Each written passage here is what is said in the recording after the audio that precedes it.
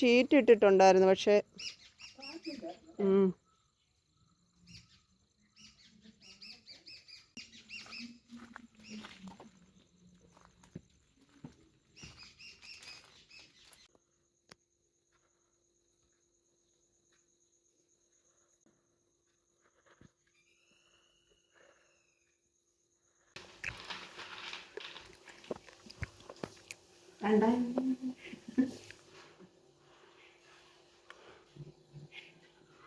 മോനിക്കുട്ടനെ കഴിക്കാൻ വെച്ചില്ല, ഞാൻ അടിച്ചു മാറ്റി. ഇവിടെ ഭയങ്കര കാറ്റും മഴയായിരുന്നു പ്രിയങ്ങളെ. ഒരാൾ ഇടി വെട്ടിയതിന് പേടിച്ച് വിറച്ച് വിയർത്തൊഴുകി. ലൈറ്റ് പൊട്ടി തെറിച്ച് മേത്ത് വീണു. പിന്നെ അമ്മമ്മ മോനൂടെ പേടിച്ച് വിറച്ചിരിക്കുമായിരുന്നു. ഫാനും പോയി, ഫാൻ ചത്ത് കണ്ടോ ആ കാറ്റ്.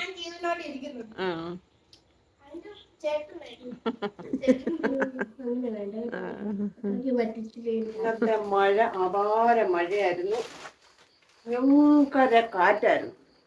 കാറ്റെന്ന് വെച്ചാൽ കൊടുങ്കാറ്റ്. നേരത്തെ നമ്മൾ താമസിച്ചുകൊണ്ടിരുന്ന വീടിൻ്റെ തൊട്ട് മുകളിൽ ഒരു റബ്ബർ തോട്ടം. ആ റബ്ബർ തോട്ടത്തിൽ റോഡ് സൈഡിൽ ഒരു തെങ്ങ് നിൽപ്പുണ്ടായിരുന്നു. ആ തെങ്ങ് പിഴുത് റോഡിന് കുറുകെ ഇങ്ങോട്ട് കിടക്കുക. ഓട്ടോയും വണ്ടികളൊന്നും പോകുന്നില്ല. 2 വീലർ ആണെന്നുണ്ടെങ്കിൽ അതിൻ്റെ ഇടയിൽ കൂടി ഇങ്ങനെ കയറി പോവാം, ഞൊത്ത് ഇങ്ങനെ അങ്ങോട്ട് ഇറങ്ങി പോവാം, അല്ലാതെ വണ്ടിയൊന്നും പോകുന്നില്ല. മുറിച്ച് മാറ്റിയില്ല, റോഡിന് കുറുകെ കിടക്കുക. പിന്നിപ്പം ഞങ്ങൾ ഇങ്ങോട്ട് വന്നപ്പോൾ നമ്മുടെ ഇവിടെ വാതിൽക്കൽ നിന്ന പ്ലാവിൻ്റെയൊക്കെ കൊമ്പൊക്കെ ഒടിഞ്ഞ് ഇങ്ങനെ കാറ്റത്ത് പറന്ന് ഇങ്ങ് വന്ന് കിടപ്പുണ്ട്. അത്ര കാറ്റായിരുന്നു. പിന്നെ അതിൻ്റെ കൂടെ ഇടിയും കൊള്ളിയാനും ഉണ്ടായിരുന്നു. മോനിക്കുട്ടൻ അതാ പേടിച്ച് അവരവിടെ ഇരിക്കുമായിരുന്നു. അപ്പോൾ ഈ ഇടി വെട്ടിയപ്പോഴത്തേക്ക് ഈ ബൾബിൻ്റെ ആ മണ്ടവശം അങ്ങോട്ട് ഊരി തെറിച്ച് മേത്ത് വന്നിരുന്നു. അവനങ്ങ് പേടിച്ചു പോയി. അവൻ പേടിച്ച് കരഞ്ഞ് നിലവിളിച്ച് വിയർക്കുന്ന കണ്ടുകൊണ്ട് അമ്മയ്ക്കും അങ്ങ് പേടിയായിപ്പോയി.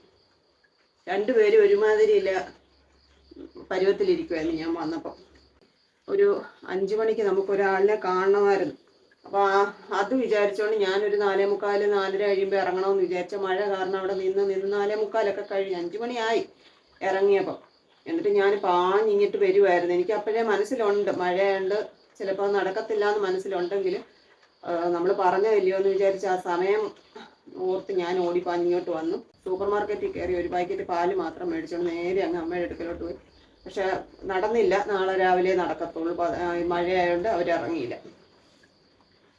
പിന്നെ അമ്മയുടെ അടുത്ത് കയറി അമ്മ ചായയൊക്കെ ഇട്ടു, ചായയൊക്കെ കുടിച്ചു. പിന്നെ നമ്മുടെ ഫാമിലിയിലുള്ള ഒരാൾ വന്നിട്ടുണ്ടായിരുന്നു. മോനിക്കുട്ടനെയും മുത്തിനെയൊക്കെ ഒരുപാട് ഇഷ്ടമുള്ള ഒരാളാണ്.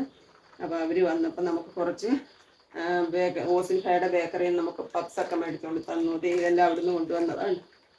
പിന്നെ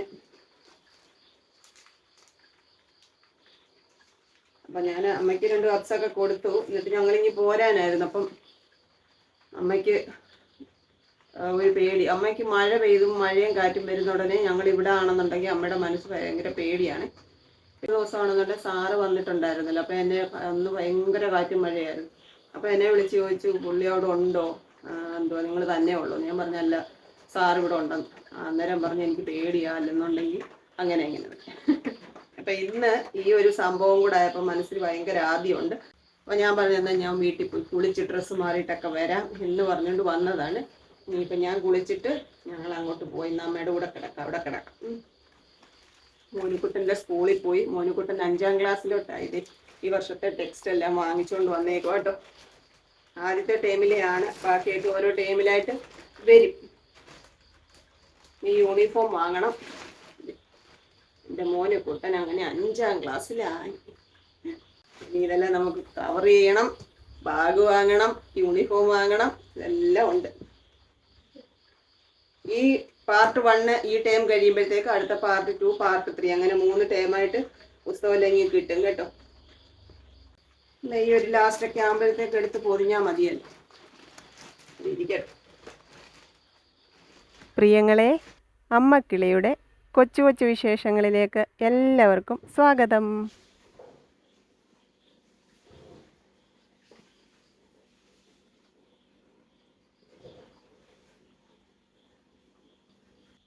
തിരുനാമകീർത്തനം പാടുവാനല്ലെങ്കിൽ നാവെനിക്കെന്തിനു നാഥ,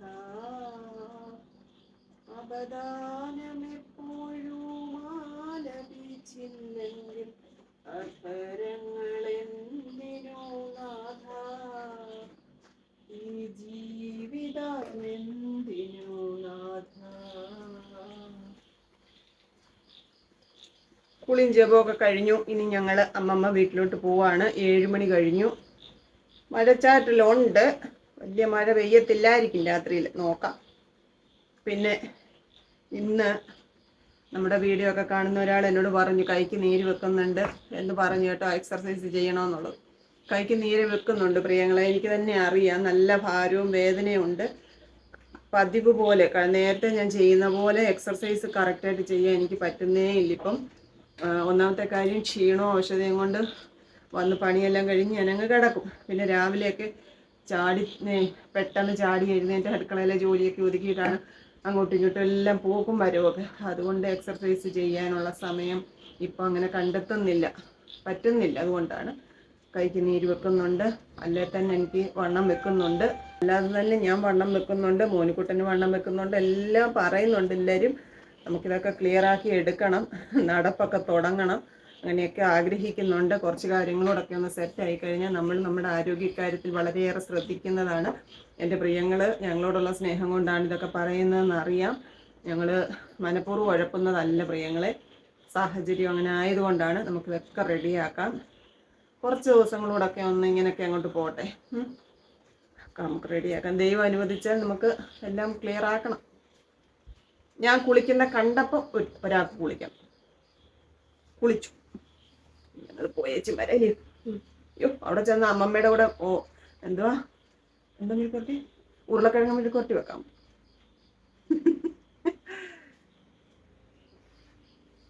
ഞാൻ ഒരു സാധനം ഞാൻ എടുത്ത് കളാ, പറയാതിരുന്നാൽ കരയ്ക്കാത്ത കുടിക്കും അല്ലേ. എന്തോ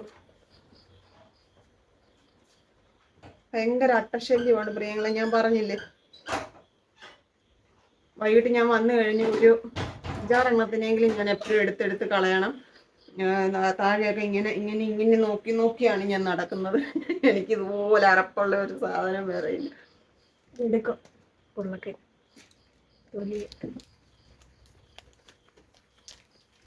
പുറത്തൊക്കെ എടുത്തേക്കാം. ഇനി അവിടെ ചെന്ന് അമ്മമ്മയെ വെറുതെ. എനിക്ക് വേണ്ട. ഒരു ഫാൻ അങ്ങ് കത്തിപ്പോയി. ഞാൻ അമ്മയുടെ കൂടെ അല്ല. ഇന്ന് അമ്മമ്മയുടെ കൂടെ പോയി കിടക്കാം, അവിടെ ഫാനുള്ളൂ. അമ്മയുടെ കൂടെ ഞാനാ തന്നെ കിടക്കും. ഞാൻ തന്നെ കിടക്കും. അമ്മമ്മ ചവിട്ടുന്ന അമ്മമ്മയ്ക്ക് അറിയാം, അതിന് മാറി കിടക്കാം. ഞാൻ പറഞ്ഞില്ലേ, മഴ എവിടേലും ഒന്ന് കണ്ടാ മതി, എനിക്ക് പിന്നെ തണുപ്പ. വരൂ.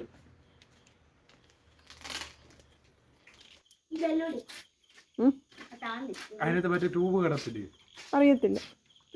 ഇവൻ പറയുന്ന കേട്ടോണ്ട് അത് എന്തുവാണ് അവരോട് ചോദിച്ചിട്ട് ചെയ്യേണ്ട കാര്യം മാത്രം ചെയ്താൽ മതി കേട്ടോ. അല്ല, സുധീഷ് കൊണ്ടുപോകല്ലോ, സുധീഷ് പറഞ്ഞോളൂ.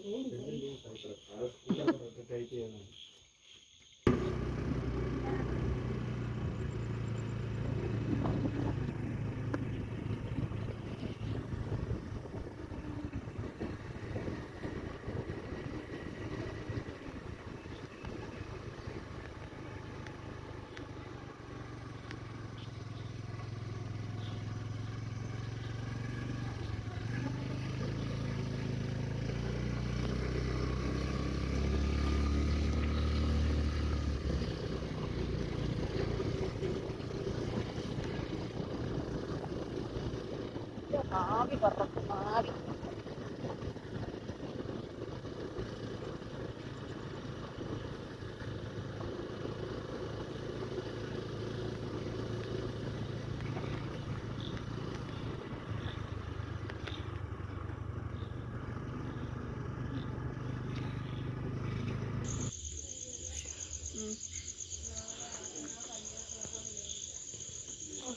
അമ്മ പ്രാർത്ഥിക്കാൻ പോവാന്ന് പറഞ്ഞോണ്ടാ താമസിച്ചത്. ഒരാൾ ഉരുളക്കിഴങ്ങ് ചിരണ്ടാനുള്ള ആയുധമൊക്കെ കൊണ്ടാവാന്ന്.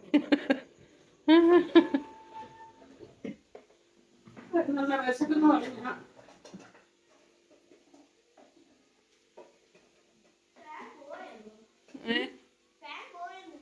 ഏത് സ്ഥാനത്തിന്റെ പേരിലായാലും ഏത് ബന്ധത്തിന്റെ പേരിലായാലും ഈ ചോറ് വരില്ലേ?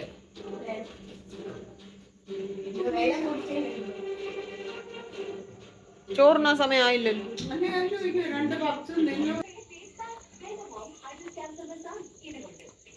T V കണ്ടോണ്ടിരിക്കും. ഇവിടെ വന്ന പിന്നെ ടി വിയിലാണ് എല്ലാവരും കാണുന്നത്.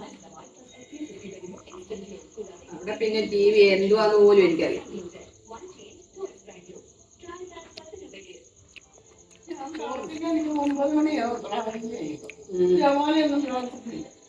കൈ മുറിഞ്ഞു.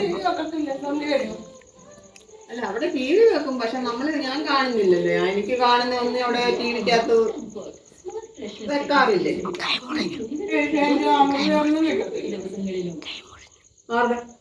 എങ്ങനെ ചോക്ലേറ്റ് മുറിച്ച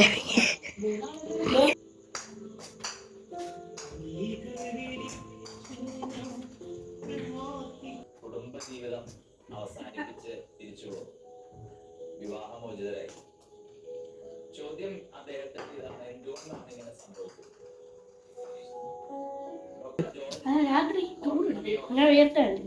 പിന്നെ ഞാൻ ഇവിടെ കിടന്നോളാം. എനിക്ക് ഫാൻ വേണ്ട. അവന് ഫാൻ വേണം.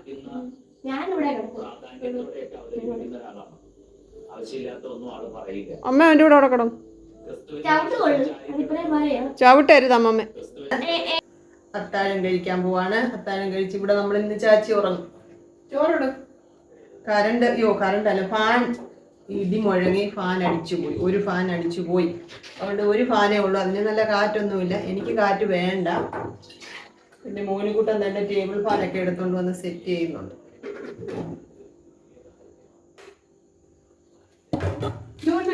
മോരുണ്ട്, കപ്പയുണ്ട്, ചക്കയുണ്ട്, ചിക്കൻ കറിയുണ്ട്. ചക്ക എന്തി എടുത്താ എനിക്ക് വേണോ? എന്നാ എനിക്ക് ശകലം മതിയോ? വേണ്ട, നീ ചോറ് വേണം. ഇല്ല, എടുത്തോളാം.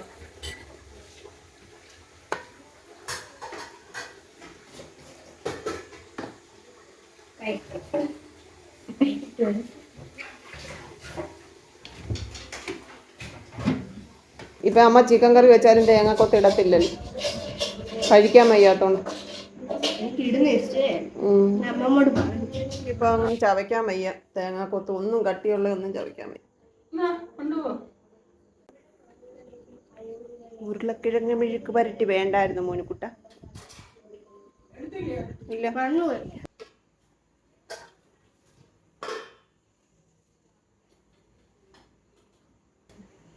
അയ്യേ, ഒരു ഉരുള ചോറില്ലല്ലോ മേൽ. അമ്മയ്ക്ക് വേണമെന്നില്ല. ആ പപ്സ് ഇവിടെ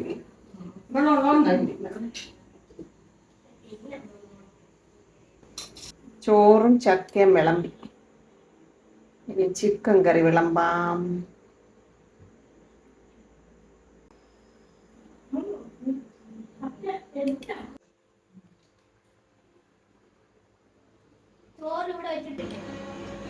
ഉരുളക്കിഴങ്ങ് മെഴുക്ക് പുരട്ടി വിളമ്പാം.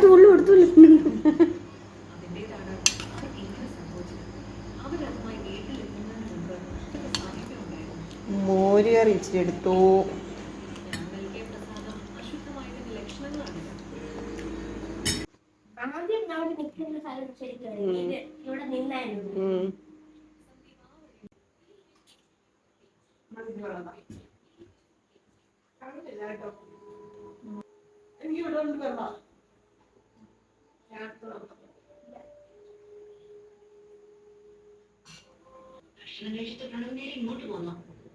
കൊച്ചു കൊച്ചു വീട്ടുവിശേഷങ്ങളുമായി വീണ്ടും കാണാമേ.